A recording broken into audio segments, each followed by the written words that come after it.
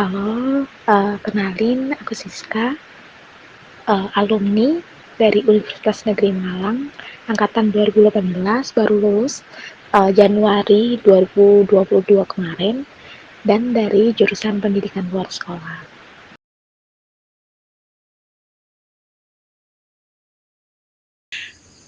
Jadi untuk alasannya karena yang pertama, dulu itu sebenarnya pengennya ambil jurusan yang berbau ekonomi. Apapun itu, meskipun kayak pendidikan ekonomi, manajemen, akuntansi kayak gitu-gitu. Soalnya sedari SMA udah kayak sayang banget gitu sama pelajaran ekonomi.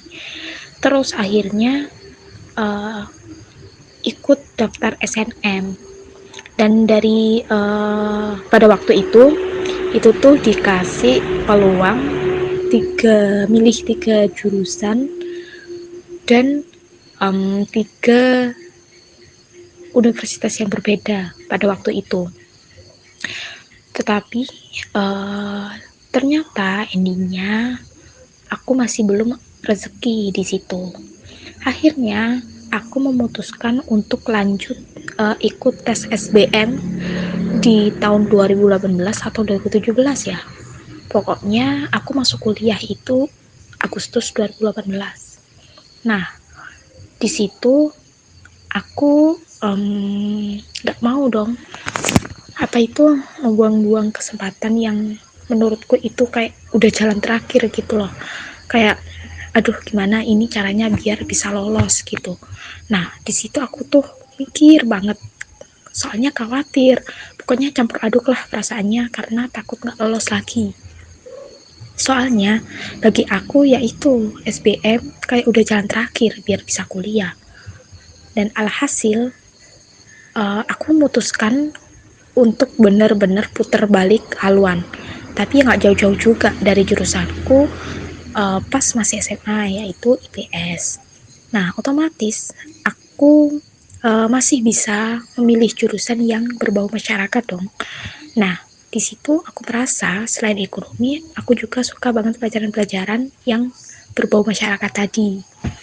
Akhirnya aku searching gitu terus, berapa hari aku searching kayak milih dari universitas, terus juga konsultasi ke guru pas aku udah milih jurusan ini gitu ya, terus aku konsultasikan ke guru terdekatku, dan akhirnya terkiringlah aku untuk milih jurusan PLS jadi first option, karena yaitu nantinya PLS itu masih uh, berbau masyarakat gitu loh. Jadi di situ di dalamnya ternyata ada tiga, apa ya namanya, bukan tiga opsi ya namanya, pokoknya dibagi, ada tiga garis besar pendidikannya. Ada pendidikan keluarga, pendidikan dan pelatihan, juga pendidikan masyarakat gitu. Tapi untuk si ekonomi tadi aku masih memperjuangkan. Jadi di opsi kedua sama di opsi ketiga aku naruhnya si ekonomi tadi. Nah karena udah ngerasa kayak aku pasti di ekonomi gitu pada waktu itu. Dan ternyata kodarullahah masuknya di PLS dan kebetulan di UM. Dan alasan kedua bahwa masih banyak orang yang nggak tahu, masih banyak siswa-siswa yang nggak tahu bahwa PLS itu ada gitu loh.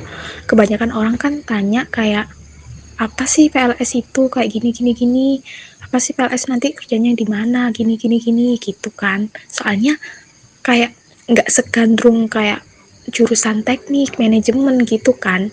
Nah perlu diketahui juga bahwa PLS ini bagi kalian yang benar-benar ingin kuliah gitu ya, kayak yang penting aku kuliah dulu gitu, masuk gitu ya, PLS ini saranku ambil PLS karena menurutku dari pengalamanku bahwa jurusan PLS itu benar-benar peluang masuknya besar insya Allah. Karena ya itu lumayan minat gitu loh daripada jurusan lain, terkhusus di ilmu pendidikan itu sendiri, misalnya kayak PGSD, PG PAUD, administrasi pendidikan, terus teknologi pendidikan kayak gitu. Nah, mungkin itu sih kurang lebihnya alasanku buat milih jurusan PLS.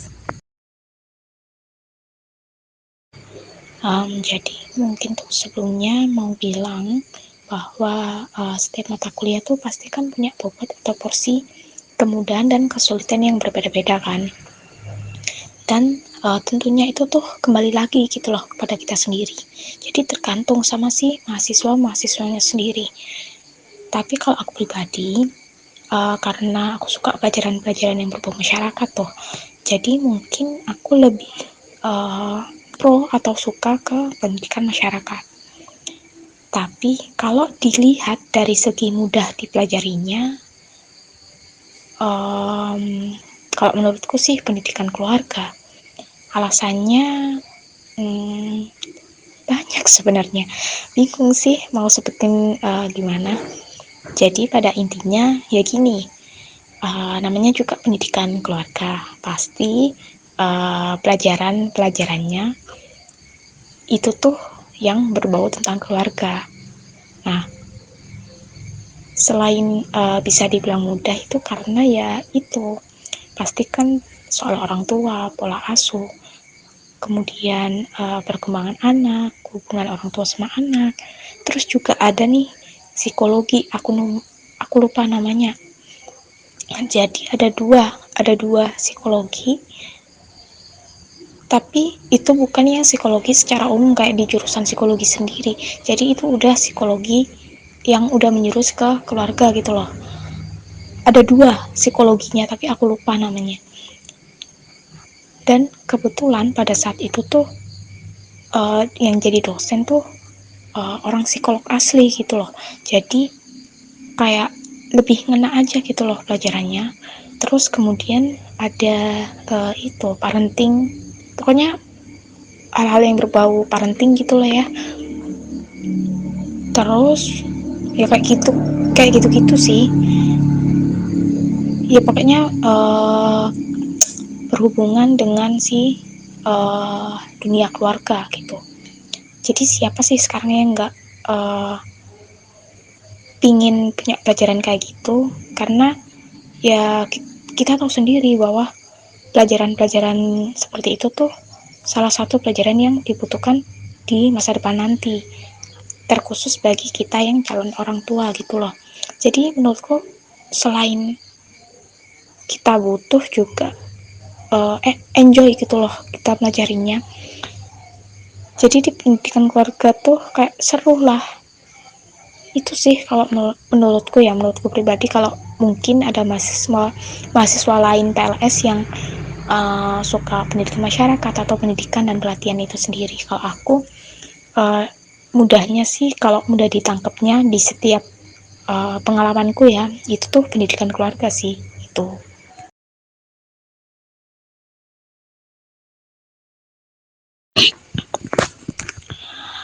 Oke, kalau menurutku pribadi mungkin apa ya mata kuliah yang sulit dipelajari. um, Gak ada sih ya, bukannya gak ada, mungkin ya gimana ya, kalau kita mempelajari lebih itu tuh pasti ya gak sulit gitu loh, ya gak sih. Biasanya kalau yang bikin kita bilang pelajaran ini nih sulit tuh mungkin antara kita nggak begitu suka, entah emang dari matkulnya, dosennya, atau apanya gitu, yang jadi kita beranggapan bahwa matkul itu sulit. Kadang juga kalau udah tahu sulit malah kitanya yang mager buat belajar lebih gitu loh, jadinya ya tambah sulit, iya nggak sih. Jadi mungkin kalau menurutku semua matkul tuh nggak begitu sulit kalau dipelajari benar-benar, tapi sepengalamanku selama kuliah, pada saat itu tuh matkul yang menurutku sulit justru bahasa Indo. Gak tahu kenapa pas um, apa ya, mau ke semester berikut itu tuh kan pasti ada kayak ngurus KRS gitu loh, dan nilai-nilainya yang pas kita ulangan ujian itu keluar gitu loh. Dan gak tahu kenapa IP ku tuh kacau gitu loh, tapi kacau-kacau banget yang sampai bener-bener harus ngulangi gitu, enggak, cuman ya menurutku kacau aja gitu loh, daripada matkul yang lain ya, meskipun itu masuk ke matkul univ, tapi apa ya, jadi kesan gitu loh sampai sekarang kok bisa. Tapi kalau yang lain tuh udah alhamdulillah sih, masih bisa lah ngikutin meskipun gak semua pelajaran masuk ke otak. Itu sih kalau menurutku.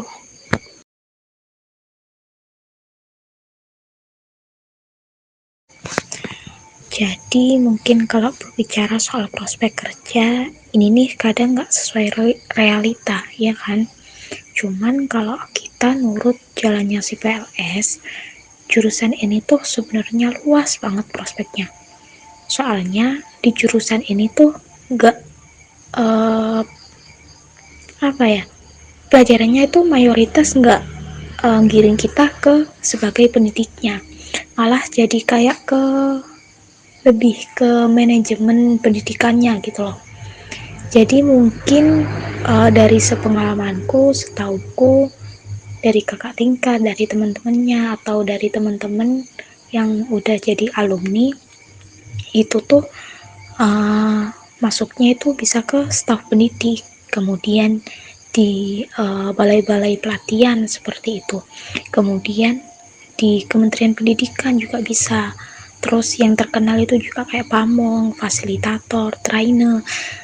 Terus dari pamong, fasilitator, penilik, penilik itu juga ada. Itu tuh bisa ke jenjang karir PNS gitu. Kalau yang ingin atau ngejar pengen jadi PNS gitu loh. Terus jadi guru pun juga ada gitu.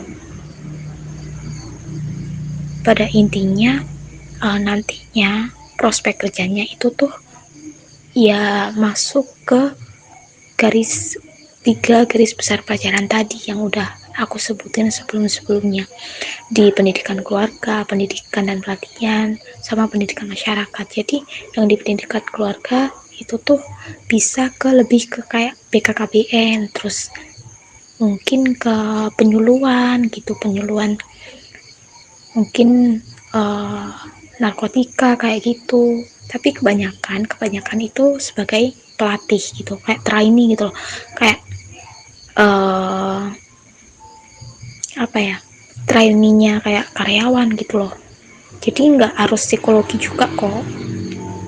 Nah terus uh, seperti yang kita tahu juga bahwa kadang ada yang nggak sesuai juga sama itu gitu loh, yang aku sebutin tadi. Kadang malah ada yang dapat kerjanya tuh sesuai passion, entah itu nulis, entah itu jadi fotografi, atau ke apa ya, pokoknya ke passionnya gitu loh. Jadi ya menurutku yang penting ilmunya sih, masalah prospek nanti we never know. Jadi dalemin aja ilmunya, prospek kerjanya nanti nyusul lah.